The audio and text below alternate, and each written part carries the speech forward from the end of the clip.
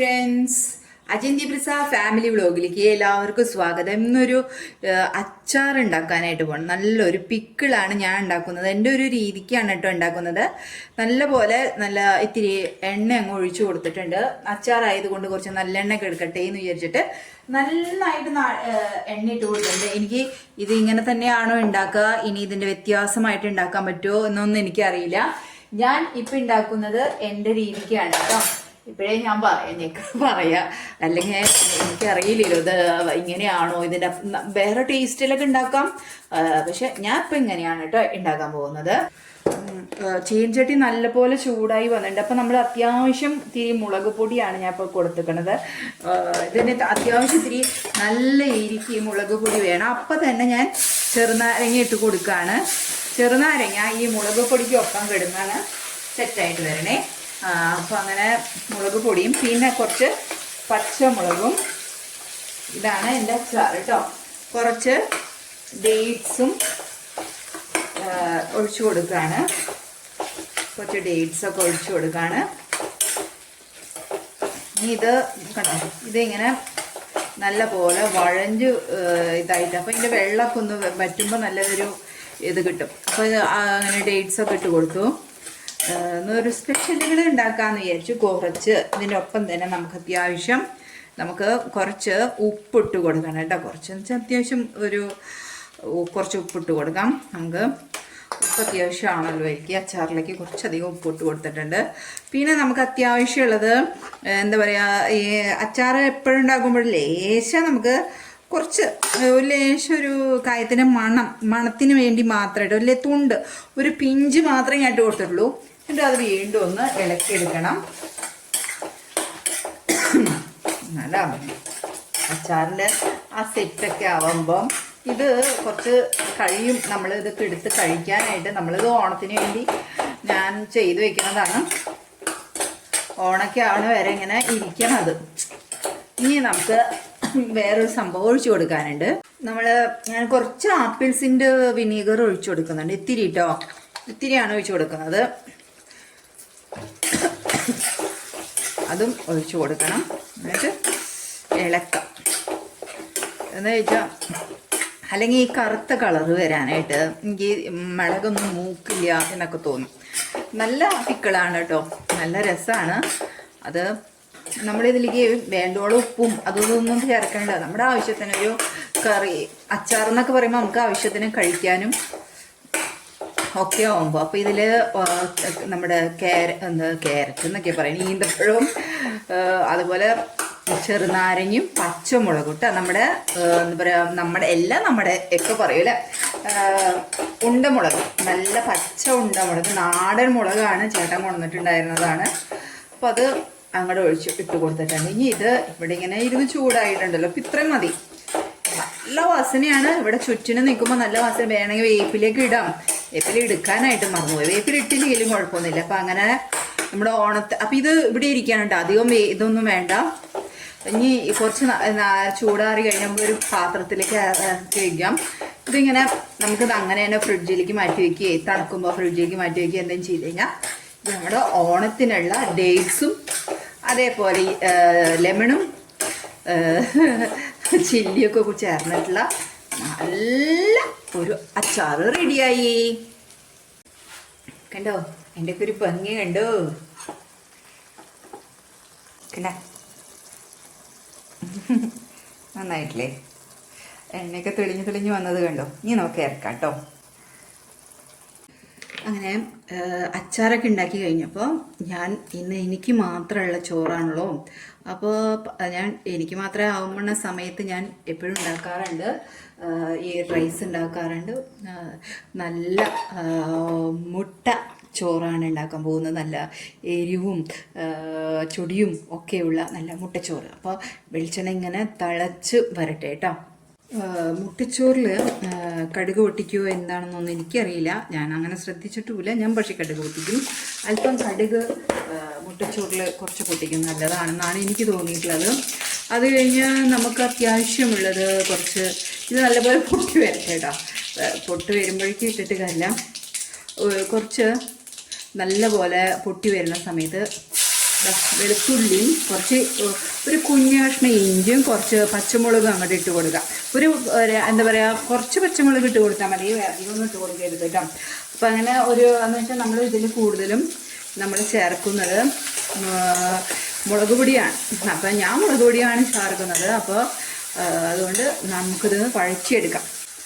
ഞാനിപ്പോൾ താഴ്ത്തി വെച്ചിരിക്കുകയാണ്. ഇത്തിരി ഉപ്പ് ചേർക്കുക, ഇത്തിരി മതി, ഒത്തിരി ഉപ്പ് ചേർത്താൽ മതി. കാരണം ചോറിലേക്ക് ഉപ്പ് ചേർത്തിട്ടുണ്ട്, നമ്മൾ ഉണ്ടാക്കാൻ പോകുന്ന മുട്ടയിലും കുറച്ച് ഉപ്പ് ചേർത്ത് അടിച്ച് വെച്ചിട്ടുണ്ട് മുട്ട. അപ്പോൾ അതുകൊണ്ടാണ് നമ്മളിങ്ങനെ ചേർക്കണത് കേട്ടോ. ഇതൊന്ന് നല്ലപോലെ ഒന്ന് വഴഞ്ഞു വന്നു കേട്ടോ, അതാണ് ഇതിൻ്റെ ഒരു ടേസ്റ്റ്. ഇതിൽ കുറച്ച് വേപ്പിൻ്റെ ഇലയും കൂടി ഞാൻ ആഡ് ചെയ്യുന്നുണ്ട് കേട്ടോ. വേപ്പിൻ്റെ ഇലയും നല്ലതാണ്. അപ്പോൾ അതാ അത്യാവശ്യം വഴൻ്റൊക്കെ വന്നിട്ടുണ്ട്. നമുക്ക് വലിയ ഇങ്ങനെ വഴൻ്റ് ഒരു പരുവൊന്നും ആവണ്ട, നമുക്ക് അത്യാവശ്യം വഴഞ്ഞ് വന്നാൽ മതി. അത്യാവശ്യം നല്ല രീതിയിൽ തന്നെ വഴഞ്ഞ് വന്നിട്ടുണ്ട്. അപ്പോൾ നമുക്ക് കുറച്ച് മഞ്ഞൾപ്പൊടി ചേർക്കാം. ആദ്യം കുറച്ച് മഞ്ഞൾപ്പൊടി ചേർത്ത് കൊടുക്കണം. കുറച്ച് ചേർത്താൽ മതി കേട്ടോ, കുറച്ച് മഞ്ഞൾപ്പൊടി ചേർക്കാം ഒരു ഇതിന്. പിന്നെ അതിന് ശേഷം നമുക്ക് കുറച്ച് മുളക് പൊടി ചേർത്ത് കൊടുക്കണം. കുറച്ച് മുളക് പൊടി ചേർത്താൽ മതി. ഞാൻ കൂടുതലും കുത്തിപ്പൊടിയാണ് ഇടാൻ ഉദ്ദേശിക്കുന്നത്, കുറച്ച് മുളക് പൊടി. എന്നിട്ട് വീണ്ടും ഇത് നല്ലപോലെ അങ്ങ് വഴഞ്ഞെടുക്കണം. നല്ലപോലെ അങ്ങോട്ട് വഴഞ്ഞ് വരട്ടെ. എരിവുണ്ടാവും, അത്യാവശ്യം എരിവൊക്കെ ഉണ്ടാവും, അതാണ് അതിൻ്റെ ഒരു പിന്നെ തന്നെ ആയിരിക്കുമ്പോഴേ നമുക്ക് എന്തെങ്കിലുമൊക്കെ എനിക്ക് എന്തെങ്കിലുമൊക്കെ സ്വീറ്റ്സ് കഴിക്കാനൊക്കെ തോന്നുന്നത് ഒറ്റയ്ക്ക് ഇരിക്കുമ്പോഴാണ്. അപ്പോൾ ഇന്നലെ കുറേ സ്വീറ്റ്സും കാര്യങ്ങളൊക്കെ വാങ്ങിച്ചു കൊണ്ട് വന്നു. ഞാൻ ഡയറ്റിലാണെങ്കിൽ പോലും, ഡയറ്റ് എന്ന് പറയും, എനിക്ക് എൻ്റെ വയറ് PCOD ഉണ്ട്, എൻഡോമെട്രോസിസ് ഉണ്ട്, തൈറോയിഡ് ഉണ്ട്. അപ്പോൾ അതുകൊണ്ട് തന്നെ എൻ്റെ വയറ് ഭയങ്കര ഹെവിയാണ്, ഭയങ്കര ബോൾ പോലെ ഇരിക്കാം. അപ്പോൾ ഞാൻ കുറച്ച് മുട്ട അങ്ങോട്ട് ഒഴിച്ചു കൊടുക്കുകയാണ്. ഇനി ഇത് ഒന്ന് ചിക്കിപ്പെറുക്കി എടുക്കണം. എനിക്ക് മുട്ട എപ്പോഴും ഇങ്ങനെ കടിക്കാനായിട്ട് കിട്ടണം. ഇങ്ങനെ മുട്ട അങ്ങോട്ട് അങ്ങനെ ഒരു കഷ്ണമായിട്ട് കിടക്കുമ്പോഴാണ് എനിക്ക് കുറച്ചുകൂടെ ടേസ്റ്റൊക്കെ തോന്നുന്നത്. അപ്പോൾ അതുകൊണ്ട് ഞാനത് ഒന്ന് ഡ്രൈ ആവാൻ വേണ്ടിയിട്ട് വെയിറ്റ് ചെയ്യും. അതും ഒരു സ്വാദാണല്ലോ നമുക്ക്. പിന്നെ ഇതിൽ ഗരം മസാല ചേർക്കൊക്കെ ചെയ്യാം. എനിക്ക് ഗരം മസാല ചേർത്ത് അതിൻ്റെ ടേസ്റ്റ് എന്താണെന്ന് എനിക്കറിയില്ല. ആദ്യമായിട്ട് ഞാൻ പക്ഷെ ചേർക്കുന്നുണ്ട്. ഓരോ പാത്രങ്ങൾ എടുക്കുമ്പോൾ ഇടിഞ്ഞു പൊളിഞ്ഞു വീഴാണേ. അപ്പം നമുക്കൊന്ന് ഇളക്കി കൊടുക്കാം. ഇനി ഒന്ന് കുത്തിപ്പൊരിക്കാം കേട്ടോ. കണ്ടോ, അപ്പം ഇങ്ങനെ കഷ്ണങ്ങളായിട്ട് ഇനി നമുക്കതൊന്ന് കുത്തിപ്പൊരിക്കാം.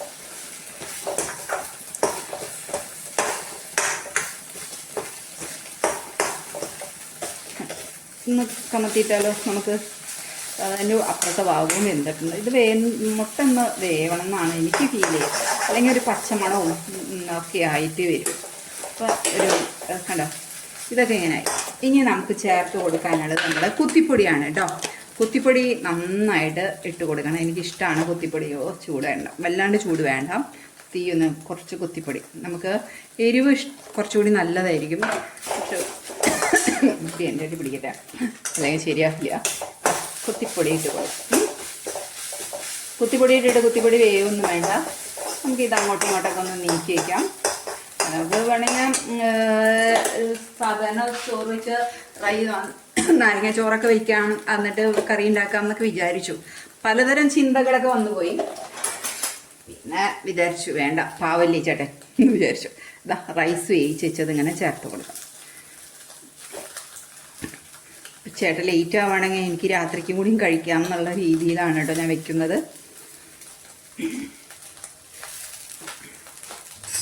ഇനി അത് ഇളക്കി കൊടുക്കാം. ചോറിലൊക്കെ ഉപ്പിട്ടിട്ട് തന്നെയാണ് ഞാൻ ഇതൊക്കെ സെറ്റാക്കി വെച്ചിട്ടുണ്ടായിരുന്നത്. അപ്പോൾ അതുകൊണ്ട് എനിക്കത് സ്പെഷ്യലായിട്ട് ചേർക്കണം. തീയൊക്കെ ഞാൻ ചുരുക്കി വെച്ചു. ഇത് നമ്മുടെ അലുമിനിയം ചീനച്ചട്ടി ആയ കാരണം റിസ്ക് വേണ്ട.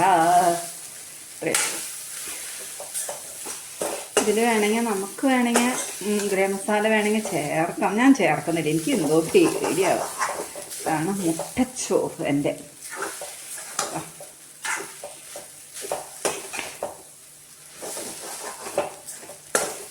മുട്ട അടിപൊളി മുട്ടച്ചോറായിട്ട്. ഇനി നമുക്ക് അതിലേക്ക് കുറച്ച് വേപ്പിൻ്റെ ഇല. ഈ വേപ്പിൻ്റെ ഇല ഒന്നും കളയരുത്, ധാരാളം കഴിക്കണം. കഴുകി വെച്ചേക്ക് വേപ്പിൻ്റെ ഇല.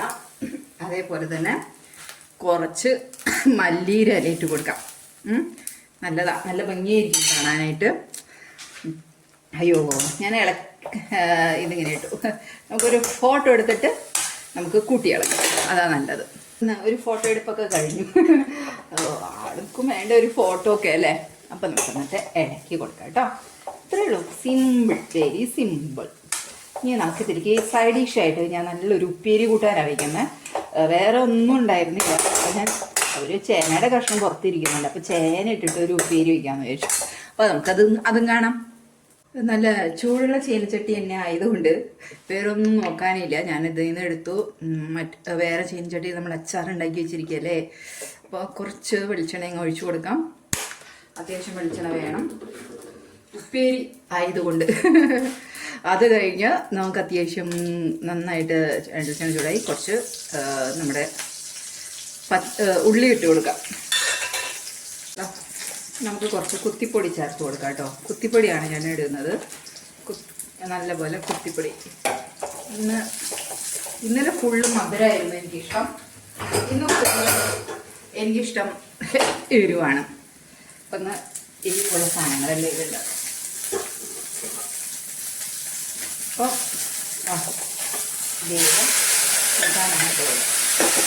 വെരി സിമ്പിൾ, നല്ല ടേസ്റ്റ് ആയിരിക്കും ഇത്. ഒരു ഉപ്പേരി ഇങ്ങനെയാണ് സൈഡ് ഡിഷായിട്ട് എന്തെങ്കിലുമൊക്കെ ഒരു ഉപ്പേരി കഴിക്കുന്നത്. ഇത് ചായയുടെ കൂടിയും ഒക്കെ കഴിക്കാൻ ചേരാം കേട്ടോ. അടിപൊളിയല്ലേ. ഇങ്ങനെ എനിക്കത് ഇങ്ങനെ അധികം മറ്റണത് ഇഷ്ടമില്ല. വെള്ളത്തോട് കൂടി ഇത്തിരി കെടുക്കുന്നത് ഇഷ്ടം.